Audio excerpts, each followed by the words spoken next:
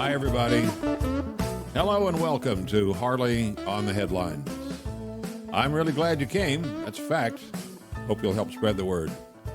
The Rockefeller Center Christmas tree has been lit in New York City. This year, it is a 75-foot tall, that's about 7.5 stories tall, Norway spruce. More than 50,000 lights strung upon it this time. It came from East Greenbush, town with an apt name, in New York. The star on the top of it was the most impressive and significant piece by far. It was made by Swarovski. It has 3 million crystals, which are lit by tens of thousands of tiny LED lights inside. A string 5 miles long, if it was a string. And that star weighs 900 pounds. The organizers say with the lighting of the tree, the Christmas holiday season began. That's in New York.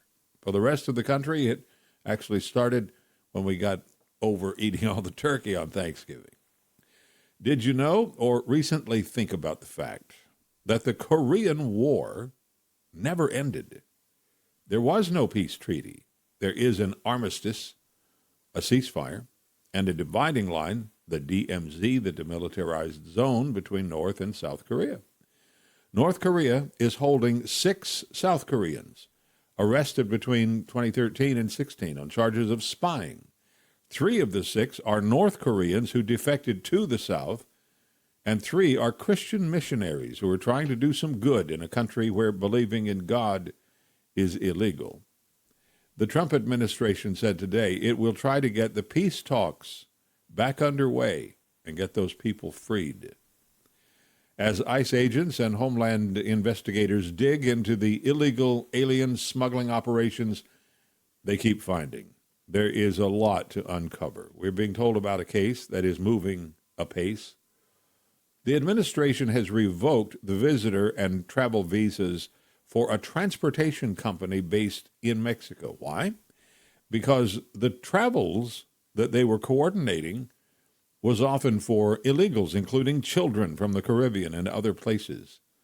A people pipeline from many locations to transit points in Central America and thence to the U.S. border. Now, that used to work because under Joe Biden's stewardship of the border, all you had to do was walk up and say, "Let me in. I'm afraid to go back home." The people connected to that company who had legal keys to the U.S. don't anymore. And that's just one such organization. It is a lot for an immigration department finally being allowed to do its job to try to clean up. Future wars are going to look like future wars. Waves and waves and waves of tiny automated bombers and kamikaze drones designed to overwhelm defenses. They are very effective. Just ask the Russians. Germany has created military units trained specifically to try to bring them down. Bringing those drones down is touchy because they will all be effectively flying bombs, fast movers, tiny. They plan to come down. We have drones too.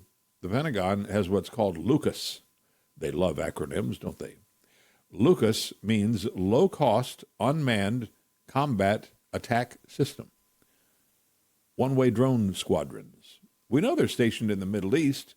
We don't know where else the Pentagon has LUCAS in place.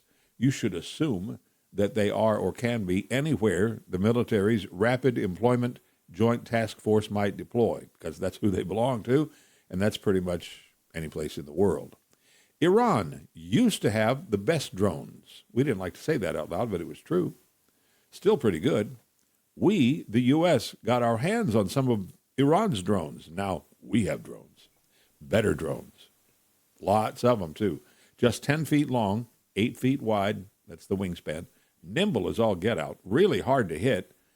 And they're not carrying firecrackers. One of the complications in trying to work out a peace deal between Russia and Ukraine, Russia has been kidnapping Ukrainian children, taking them into Russia and putting them into indoctrination camps, forcing them to adopt Russian culture, trying to erase their Ukrainianism. Tens of thousands of children. Now that's just evil. Olga Stefanishnaya is Ukraine's ambassador to the U.S. She laid it all out for the Senate yesterday. All you had to do is listen. Begged that those children not be forgotten and, in fact, be brought home as part of any peace deal.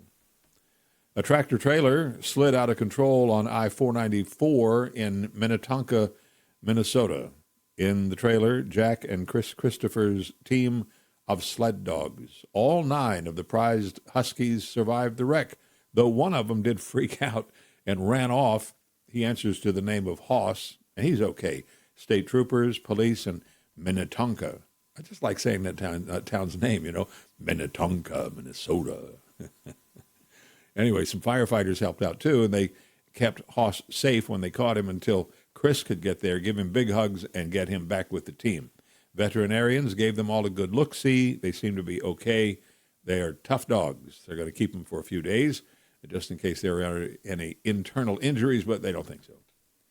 The NFL's new class. Well, it's not the final class, but the Hall of Fame has its ballot for the 2026 Hall of Fame induction. Among the finalists, Robert Kraft, owner of the New England Patriots, Bill Belichick, who had the greatest career ever with Tom Brady and the Pats, and he's the second winningest coach overall in NFL history with 333 wins. That's 14 fewer than Don Shula.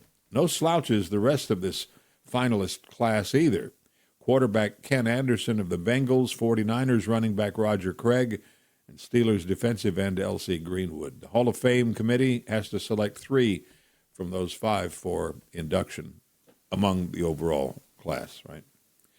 There's a hotel in England, Moore Hall Hotel and Spa in Sutton Coldfield in Birmingham, with a unique Christmas tree. It's 25 feet tall, and it is made of balloons, nothing but balloons. And each one is there because someone paid at least $3.30 for it. The money, all for charity. 100,000 balloons. Memorial balloons for a loved one cost more. Those with commercial brands cost even more. Wow. Beware young boys with BB guns or darts. Here's an idea. Give kids and adults the chance to pop the balloons at the end of the season and pay for the chance. More money for charity. It's just a thought.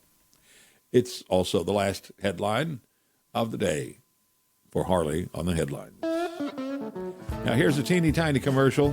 Please help us grow the show. Like, subscribe, follow, write a comment. Be nice. It's Christmas.